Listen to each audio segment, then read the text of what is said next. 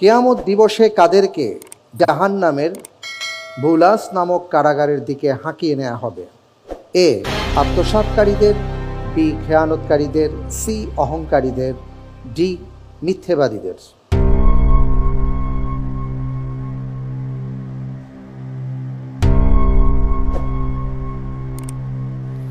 Bullous, জায়গাটির নাম হচ্ছে বুলাস, হাদিসের মধ্যে এসছে। জি ইনশাআল্লাহ আত্মসাৎকারীদের। আত্মসাৎকারীদের। আপনি কি নিশ্চিন্ত হয়ে উত্তরটা দিচ্ছেন, না আপনার মনে হচ্ছে তাই বলছেন? আচ্ছা, আপনি যেটা বলছেন তার উপর ভিত্তি করে কি আমি লক করে দিব?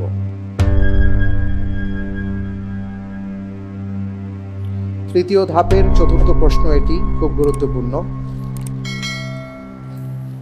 জি, খেয়ানতকারীদের। খেয়ানতকারীদের। আচ্ছা,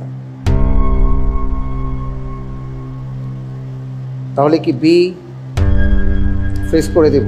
জি ঠিক তো? জি। হাদিসের মধ্যে আসছে ইয়হশারু, তারপরে একদল লোকের কথা বলা হয়েছে। ইয়াউমাল কিয়ামা আমসাল আয-যাররি ফি সূরাতির রিজাল বা ফি সুওয়ারির রিজাল ইগাশুহুম আয-যুল্লু মিন কুল্লি মাকানিন ইউসাকুনা ইলা সিজনিন ফি জাহান্নাম ইয়াকালু লাহু বুলাস।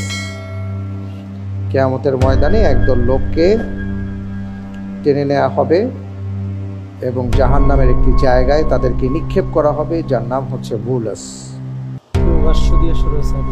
জি, খেয়ানতকারীদের। খেয়ানতকারীদের। আমি কি লক করে দিব তাহলে? জি। ফ্রিজ করে দেয়া হোক বি, খেয়ানতকারীদের।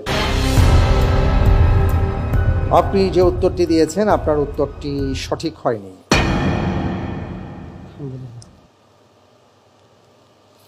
উত্তর হচ্ছে অহংকারীদের। ইয়হশারুল মুতাকাব্বিরুন ইয়াউমাল কিয়ামা।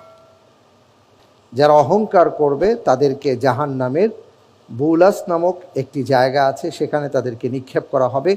আল্লাহ রাব্বুল আলামিন আমাদের সবাইকে অহংকার থেকে হেফাজত করুন। প্রিয় দর্শক, অহংকার একটি ভয়াবহ ব্যাধি। এই ব্যাধিতে যারা আক্রান্ত তারা জান্নাতের ঘ্রাণ পর্যন্ত পাবেন না, আর পৃথিবীতে কোনো শান্তিও তারা পাবেন না।